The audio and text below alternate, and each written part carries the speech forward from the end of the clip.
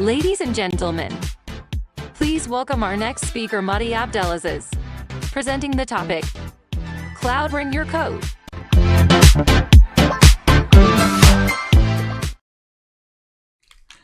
That was impressive AI-generated introduction. Okay, so if anyone is working as a full-time host or something, you should worry about your job. Right, thanks for joining me today. My name is Mahdi, and I'm going to talk about running your code in the cloud. But I have this habit before starting that I'd like to take a selfie with audience. Is it okay with everyone to take a selfie? Okay, cool. Let's try this corner. I've been actually testing many corners before start. Let's see. Actually, I need to do it this way. Yeah. So, cheers. Okay. All right. Thanks. All right. So, again, thank you for joining me in this first talk of the day, I guess. My name is Mahdi again. Before I start, I just want to highlight something important, which is basically here in this talk, I'm representing myself. So I'm not affiliated with any company. I'm not representing any company whatsoever. Even if I work for any company, that does not represent anything from what I'm going to discuss today.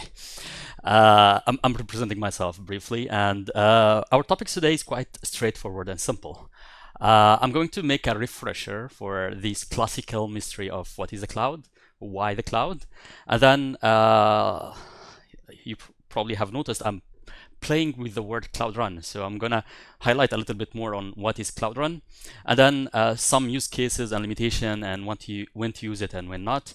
And since I mostly have recent experience with Google Cloud, I'm probably going to show you how to do that on Google Cloud. However, I also want to mention that what I'm going to present is applicable on pretty much any other cloud platform.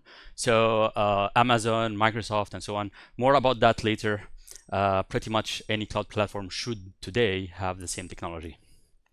So let's start. Why the cloud? So those of you who have been attending conferences for a while now, and by while I mean like more than 10, 15 years ago, you probably have heard this, like move to the cloud, let's go to the cloud, and so on. So this is a very classical question. I'm not introducing anything new today. Why the cloud? I'll tell you my personal experience. My personal experience, and that's almost 20 years ago, when I was asked to actually host a website. And by hosting a website in our company, it was literally means I go and shop for a hardware, assemble this hardware at home, and then put it under my desk, and then like put the website on it, and this is how we went online. Believe it or not, this is how back in the days you would put your website online. You just have a computer like this one. But then, you know, because it was under my desk, then any movement, any wrong action or anything like that can render your website offline. You have a broken cable, you unblock your cable, but you are also bound to the limitation of the place of our office. If our office doesn't have good internet connection, I mean, we are an office, just an office, so you can have perturbation in the connection, or maybe the electricity went off, or maybe you have any other factor that does affect your business.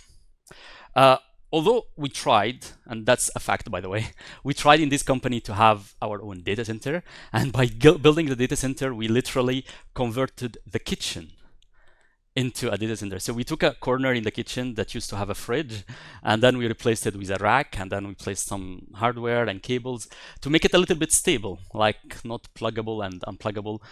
We placed a dedicated air conditioner for the heating, and like that was our equipments back then. But it was not only us. I mean, many companies and many big enterprises were actually having this. And the solution was quite simple back in the days. It used to be called co-location facility. So a co-location facility is basically someone telling you, hey, we know that you are struggling with this. We know that you have been doing all this under the desk computer and hardware and so on. How about we give you a room that has all the equipment ready, the rack ready, good internet connection, good electricity, good ventilation. You just come in, plug your hardware, and you are done. Now, co-location facilities still exist till today. Many companies are still using them. It started approximately 20-25 years ago, and basically that was the way to go back in the days. The only limitation with that is if you want to go global, if you want to have multiple co-location facilities, it means that you have engineers in many locations, and those engineers need to physically move into the co-location facility to manage the hardware, replace the hard disk, replace the cable, add some new hardware, and so on. And yeah, this is basically answer the question. Why the cloud? The cloud is basically telling you, instead of telling you come in person and manage this yourself physically, I will do it for you. Me as a cloud provider, I will do it for you, and you just stay at home in your terminal. I'll manage everything for you. So next time when someone asks you why the cloud, probably this is the answer. Just letting someone else manage the infrastructure for you. And believe it or not, this is the adoption of most of the big companies today and small companies as well. Anyone today doesn't really want to go and shop for hardware or build a dedicated kitchen, convert a kitchen into a data center, or even go to a co-location facility. That's too much money and too much hassle and too much management. So why we just don't go to the cloud? And that's pretty much a convenient solution for many. But then we have seen this trend going on, like letting someone else manage the infrastructure for you. And then when we are saying managing the infrastructure, we're saying that, how about you give me your virtual machine and you don't even need to know about the infrastructure. So I'm not gonna sell you a computer with specific processor and RAM and so on. I'm gonna just sell you a virtual computer. And then I'll tell you, just give me an image and I'll manage it for you. And that's probably 15 years ago when we start to hear about containers. And the idea of containers is, I'll take it one step further. I'll also manage the operating system for you. So the idea of containerization, when it started, I believe it was a competition between Google and Docker. And Google claims that they started this first because everything at Google is containerized. But basically, I'm not here to solve this debate. I'm just telling you that the idea is quite simple. Do you really have to manage an operating system? Do you really have to go and install Windows, Ubuntu, Red Hat, and so on? Does it really affect your core business? If the answer is yes, then okay, good. You have a virtual machine, you can go and do that. You can, let's say you're doing a virtualization of a custom operating system that has custom kernels and stuff like that. Fine, go make a virtual machine. But if the answer is no, you never have any preference about what type of operating system, what it does, what are the underlying libraries and so on, you're probably best with a container where you have to worry only about the libraries and containerized environment. But building a container is not an easy task. You need to build a cluster. And when we say building a cluster, it means that you have to go again and get many virtual machines, place them together, connect them with network cables, have a what we call it the control plane that controls the other cluster machines or cluster nodes. So you see the trend.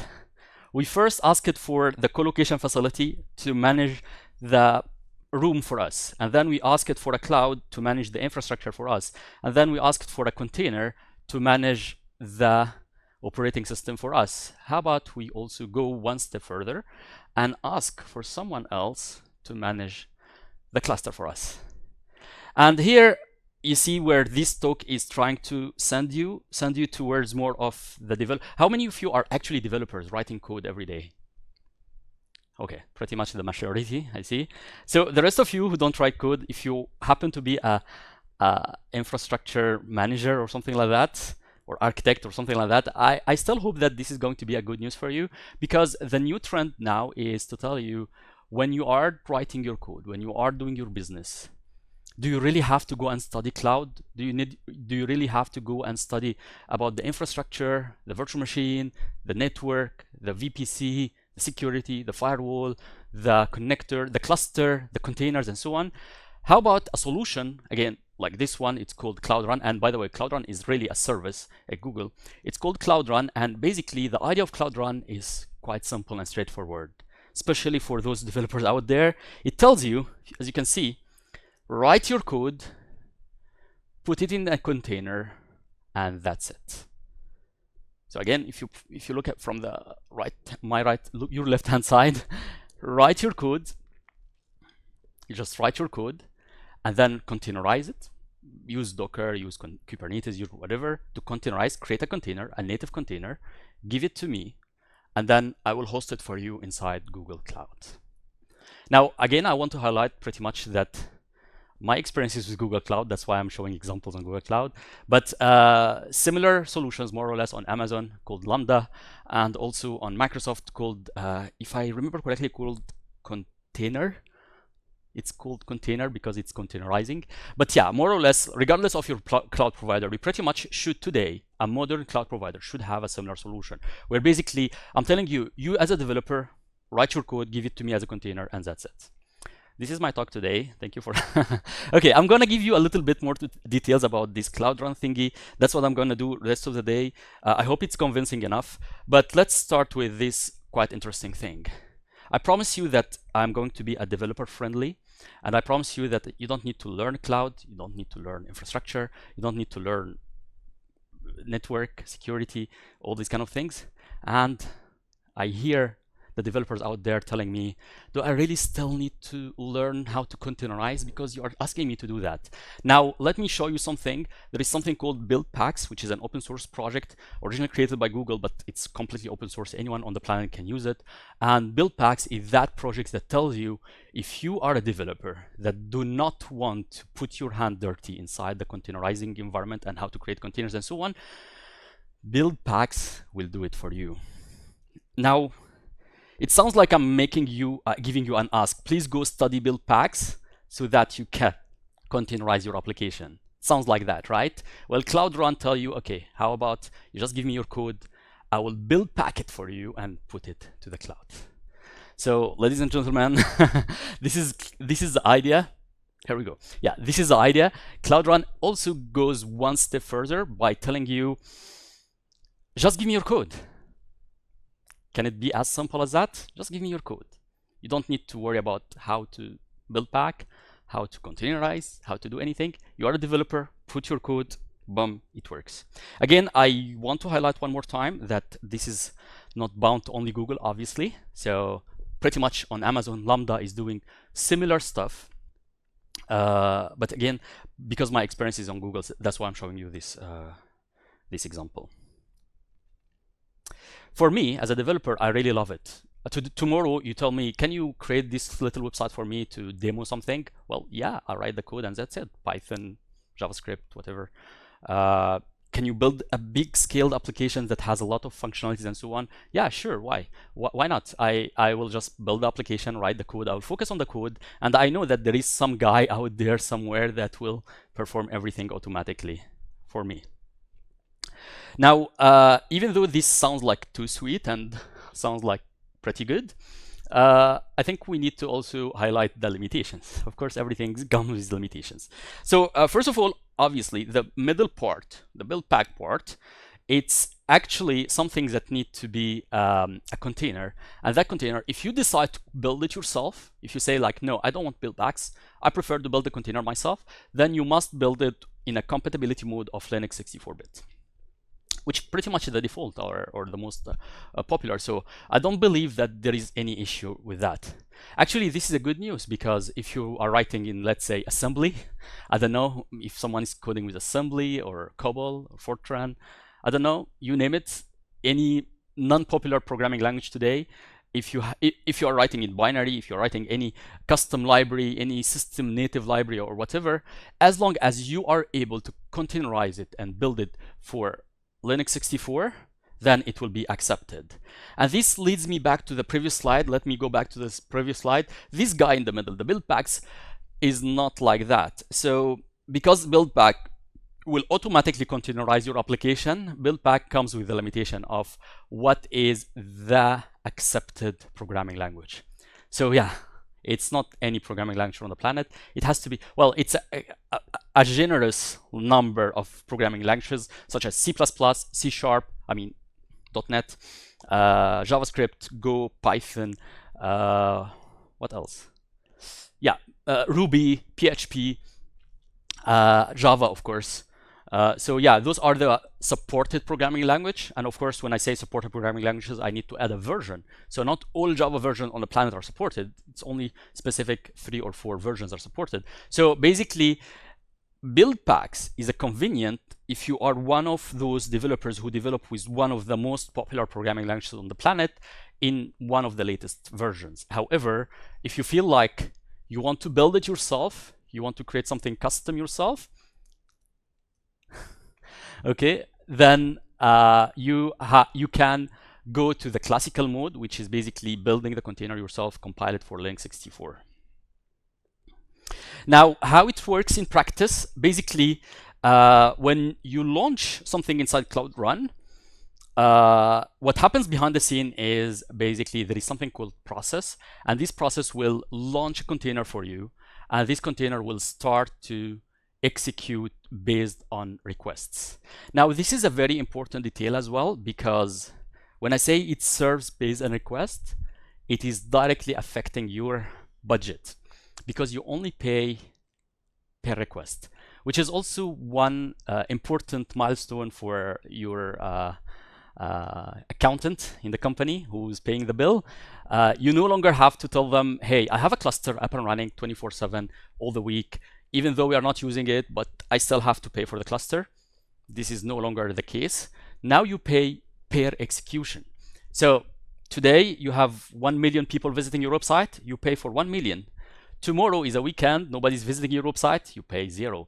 So that's also, in my opinion, a very great milestone in terms of optimization of resources and optimization of budget, because you only pay for serving.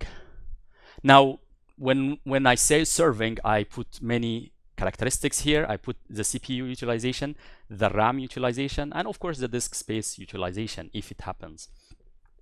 So this is a good equation you can put in place. Now, someone will tell me, okay, I have a website similar to Facebook, for example, and Facebook has not million requests per day. It has millions requests per second, right? So yeah, in this case, we will go into a debate. Does Cloud Run make sense to Facebook? I have a feeling that no, it doesn't make sense for Facebook, right? But this makes more sense for those kind of things that really not keeping your cluster up and running all the time 24/7 is going to save cost, with addition to the convenience and so on. Because basically, when the container is idle, then the system will automatically terminate it for you, and then you no longer have to pay for it. So that's also part of the system that automatically manages the life cycle for you. Now, if someone noticed something very important about this, when I say the container is idle and terminated, then there is no container running anymore. Then when there is a new request coming, what will happen? You will have to wait for the startup time. So this is also another, as I said, I promised you from the beginning there will be limitations, right? So this is also another thing about to understand when you are dealing with this such a system, that you need to be a clever developer that either eliminates the startup time, you have 0 startup time, you don't have a cold start whatsoever, or the alternative option, which is basically asking the system to keep a set of containers running up all the time. So yes, in this system you still can say, you know what, I want to keep 2 containers up and running all the time. I don't want you to terminate this container. I will pay for them even if there is no requests. So that's another option for you to make sure that the first experience, by first experience means like when a person visits your website for the first time, the first experience goes smooth. Someone opening your website randomly right now, they want them to get the response as soon as possible. So what other advantages that comes out of the box when you do a system like those is basically obviously automatic scaling. So you don't have to worry about how many nodes, how many machines, how many clusters, and so on. You ask the system to scale automatically for you. Of course, you can limit the scalability. You can say, I don't want to scale more than 10,000, for example. You can do that. Or you can say, as I just said, you can say, I don't want to scale less than 2 containers. I want to keep 2 containers up and running all the time. You can also set it for incremental updates. And by incremental updates, it's this world where you have 0 downtime. So if you are introducing a new version, you don't have to terminate old version. You can introduce new version to come into place automatically. You can, of course, also have these other advantages such as load balancing and so on. And the beauty of it is all these infrastructure talks, you have to worry about 0 of them. You do nothing at all. So you as a developer again, and myself, I mean, I'm talking about this purely because I love it. I'm in love with this. Me as a developer today, every single time I want to write a code and introduce it to the world, I just to put my code, I put it and it works. I don't have to even think if it's going to be secure, highly available, attack, DDoS attack, security, firewall. Did I open the port? Did I close the port? Did I do this management? Did I update the system? Is the operating system under attack? I don't have to worry about anything. Just put my code and it works. So yeah, this is those are the features that comes out of the box with it. And to reinforce this a little bit, let me show you a few use cases where Cloud Run might make sense. So basically a website, that's the example I'm giving you all the time. So you have a website, you can add a bunch of services for caching and load balancing and so on. But then there is this thing about Cloud Run that Cloud Run does not support session. If you notice the architecture of Cloud Run, basically the container itself can terminate at any point. And that means that you cannot rely on a session in the container. So you as a developer as well need to be clever enough to have a pure serverless kind of development. Now, here I'm showing you a solution, a quite straightforward solution where basically your session, you can put it in a Redis or in-memory database. So if you're clever enough, you should be very familiar with this kind of concept where basically we are in the world today where nobody keeps the session inside the application. The session, you should put it inside a database. Another use case can be a backend REST API, for example, can be also a typical microservice. So you create a few, like your application, let's say you have a website selling clothes. So you have the front end, you have the back end, you have the order system, you have the inventory system, you have the printing system, you have the email notification system, you have 5 microservices, and then you want to connect them all together. So that might be a typical use case. Also, a good use case can be a workflow. So let's say you have a specific workflow, one job after another, and then you want to execute them in a specific order. You can also use it as a scheduler.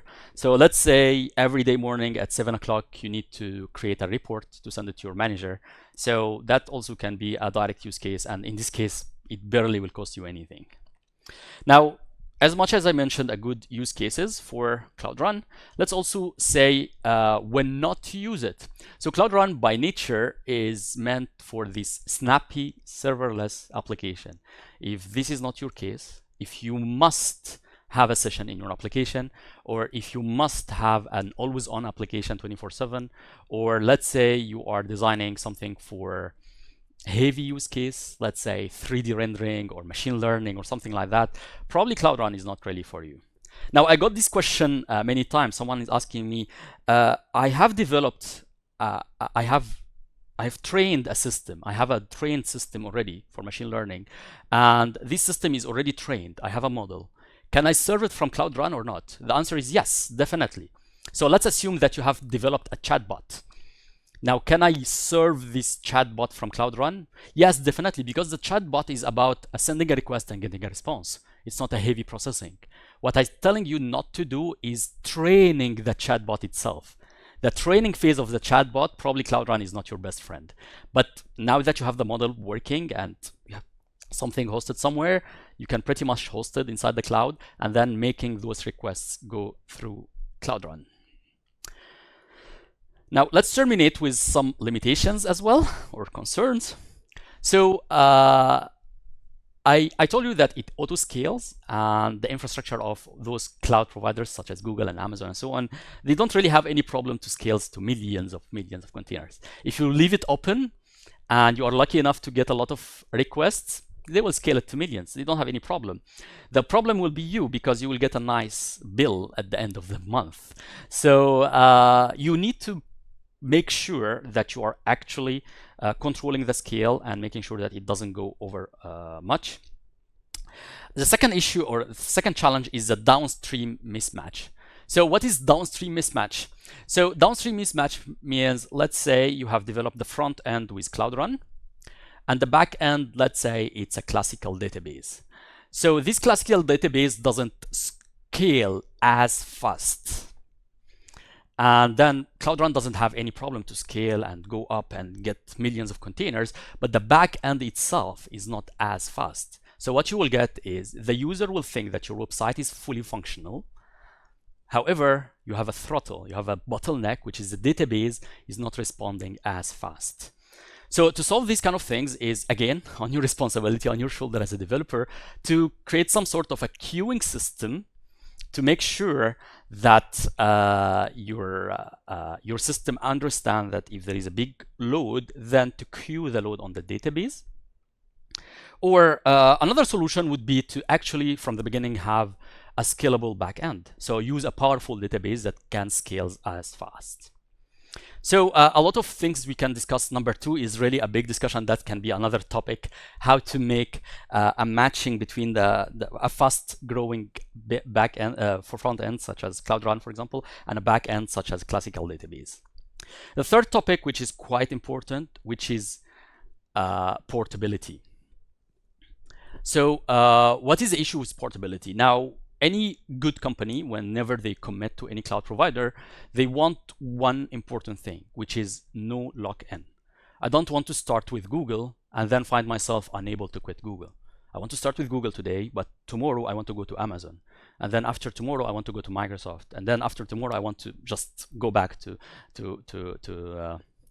in-house data center. So portability is quite important, and luckily these solutions that I presented to you today is 100% portable because it is at the end of the day a container. And as you know, container is 100% open source, 100% portable. I don't believe there is any cloud provider today that does not support a container. So you are not at risk if you start and test Cloud Run today, but then you use it for 1 year, 2 years, and then you don't like it anymore. It's okay. You take your container, put it somewhere else, and you should be good. Now, if I want to highlight one single thing to share with you today, how to get started, if you want to try it, this is a command. You type, obviously, inside Google Cloud, gcloud run deploy, and then you give it your source code. And that's it. Literally, that's it. Depending on how your system is configured, depending on your permissions and everything, it is going to interactively ask you for enabling an API, enabling billing, enabling and so on. So it's going to go you over the steps necessarily to get everything set up for the first time. But then after that, the next executions of this same command, this is a command, gcloud run deploy, and then after that you give it the source code. That source code again can be PHP, JavaScript, Node, Java, Ruby, and so on. You got the idea. C++, .NET, and so on. Do I need to highlight it one more time? If you want to take one takeaway from today, just try this command. By the way, I promise you there is a good quota, a generous quota to try things out. I personally, most of my demos that you might find on internet are actually there, and I pay zero for them because I think I get some sort of 10 million requests for free per month. So that's more than enough from my demo consumption. In the last few minutes, I'm gonna just quickly show you how to get started. So basically, this is my console. That was a demo I did a few months ago. Basically, you notice on the top there are two buttons, create service and create job. So the difference between them is service is what I was discussing with you all the day, which is basically, let's say, a website or a backend and so on. But job is something designated to terminate. So something that will start and terminate. Let's say create a report, or let's say make a batch processing or something like that. So something that is not really made to receive a request and send a response. It's meant to start, perform an operation, and then terminates. That's mainly, like, briefly the difference between them. So this is showing you how I try to do this demo. Basically, there are two options. You can have even linking your Git repository. So if you have GitHub or something like that, you can link it. And then eventually you can set up a hook. let's say for every push, automatically send a new version to Cloud Run. So that's quite nice. And I tried to highlight the free tiers that I'm using. So I'm getting 2 million. Sorry, I said a wrong number earlier. I'm getting 2 million requests per month for free, and some CPU usage and RAM usage for free as well. So yeah, please go ahead and hit my demos. Try to reach more than 2 million to make me start paying for this. What else? Yeah, so about the CPU, remember at the beginning I told you that you can make it if your application doesn't have any cold start whatsoever, if your application is snappy and starts automatically, you don't need to allocate CPU all the time. However, if your application, let's say a Spring Boot that does I mean, nothing against Spring Boot. I love Spring Boot. Spring Boot is excellent, right? But Spring Boot needs some 10 seconds to start, right? Your user will not wait 10 seconds. So you probably need to allocate a fixed number of CPU and keep them up on all the time, so that you have a fixed number of containers running all the time. And that's it. You pretty much click on create. It took me, when I was trying to do this demo, it took me less than 1 minute to get my application up and running. And I got even a public URL. So I don't know if you can see. Oh, this will not show you anything. But the URL is exactly in the middle of the screen. So this is a URL. It's public, and of course you can modify it to point it out to your domain or customer domain or DNS and so on. So as simple as that, I'm done. What else I want to show you? Yeah, so later on, what you might think about is more management. So let's say you want to split traffic, you want to create a new version, you want to modify the traffic, you want to create a tester, and so on. So this is possible to do. You can manage the traffic as well. So pretty much a management system for you, or a place to manage everything. So I hope at this point I gave you a good idea of what is the latest trends in letting someone else do the job for you. My talk, as you can see, is mainly oriented for developers who don't want to learn cloud, container management, security, and so on. Just put your code. In 2 minutes, you are public. For those of you who are using Google Cloud, I just want to finalize with this last slide, comparing with major computational option on Google Cloud. So basically, by the way, I didn't draw this. Don't take me wrong. The credit goes to the lady up on the left. She's quite clever, and she has a nice book with full of drawings. So please follow her. But basically, she's showing you basically the differences between the computational options that you might see, such as traditional compute engine, when to use it. This is when you want to be in control of everything, the operating system and everything, or Kubernetes, when you believe in containers, but then you want to be in control of the cluster and everything pretty much, or Cloud Run, if you are convinced with what I mentioned today. And the next step after Cloud Run would be Cloud Functions. So I didn't talk about Cloud Functions today, but briefly speaking, Cloud Functions is a very special case of Cloud Run, where we tell you, you know what?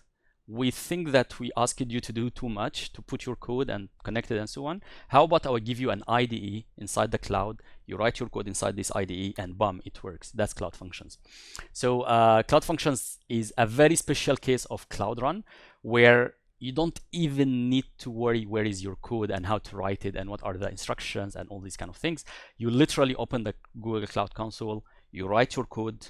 Well, from its name, it's function, so it should be a function, not really a big application, but it's a snappy function. You write it inside the console, you click save, you have versions, you have version control and so on, but you click save and then boom, it works without going over the hassle of anything else.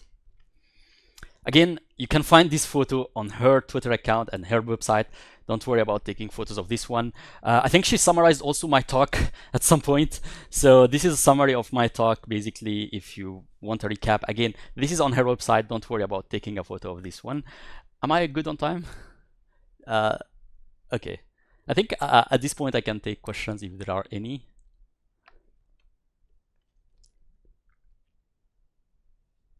Yeah, I see something here. Yeah.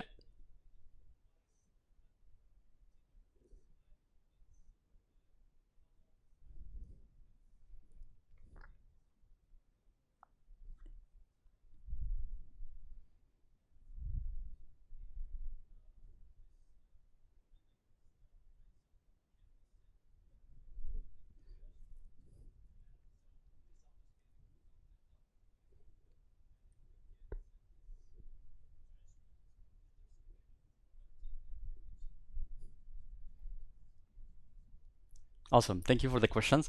So I'm going to repeat the questions and you correct me if I understand correctly. So the first question is, can I configure the idle time? So I mentioned earlier that if the container is not used, it has some period of idle and then it gets terminated. And your question is, can I control this time? The current answer, based on the documentation I checked, is no. Google decides that for itself. And that's why Google never gives you a guarantee like, hey, I'm going to give you an idle time for 10 minutes. Google doesn't want to do that. Google tells you, don't count on my idle time, even if it's 10 minutes. Just if you really want to be on secure side, keep at least one container up and running all the time. Okay. That's based on the recent documentation I read. I don't know if there are plans in the future to change that or make it configurable or something like that. Remember that this is pretty new technology. What I discussed with you today was released last year, so it's really pretty new. But yeah, that's about. I mean, Cloud Run has been around for 4 or 5 years, but Cloud Run jobs and services are pretty new from last year. But anyway, the second question is about billing. Can I, if I understand the question correctly, it was, can I set a ceiling for the billing? I don't want to I don't want to over spend. And the answer is unfortunately no. So again, you cannot set that, but the workaround. So the workaround is basically, so you mentioned something about alerting. Yes, that's exactly the workaround. So what you can do is basically you can set an alert system on the budget, on the billing, so that whenever you reach, let's say, a certain number, let's say 1,000, for example, then you trigger something. That trigger something can be anything. It can be as simple as sending me an email, sending me an SMS, sending me a pager call. Okay, literally you can make a pager call, a Skype call, a Slack call, and so on. Or it can be a function like Cloud Function, and this function, let's say, terminates the service or disable the API or something like that. There are demos about that.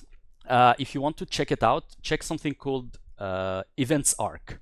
So there is a service called Events Arc that can take an event coming from the billing and translate it into a script. And that script can do something like, let's say, terminates the service.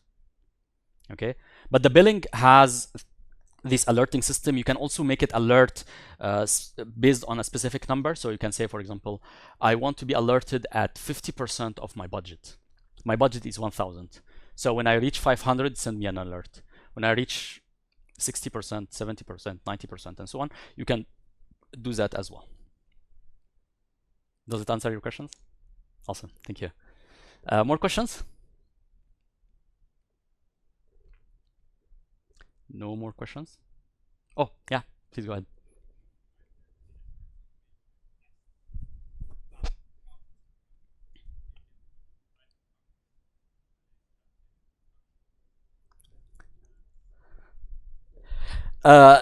Thank you for the excellent question. So if I understand your question correctly, you're asking if I can use AI to write the code for me that can work.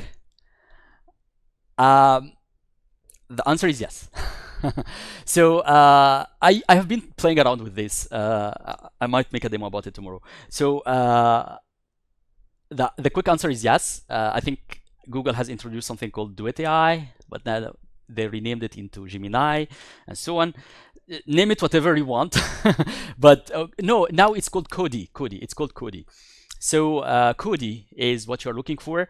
The quickest and fastest way to try this out is from the Cloud Shell. So Cloud Shell is basically a command line tool inside Cloud Console, inside the browser. You don't need to install anything.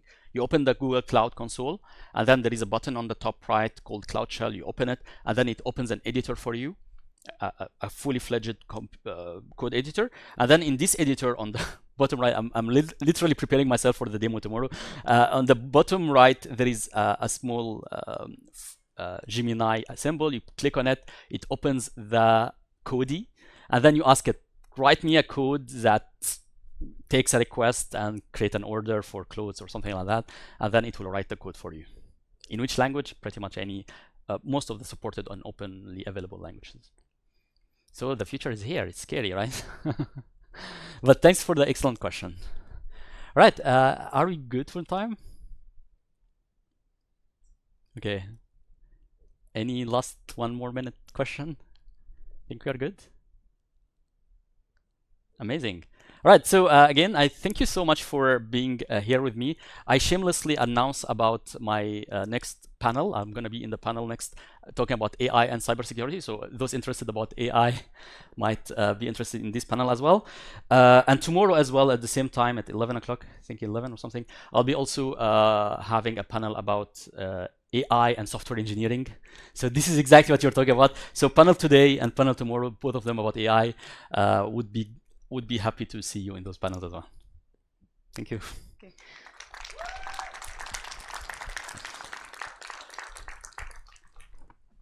So thank you, Mahdy, so much. Thank you. Wow. Presents for you. Yay. Thank you. And you would be still able to ask some questions at the Ask Me station that's near the registration. Okay, thanks.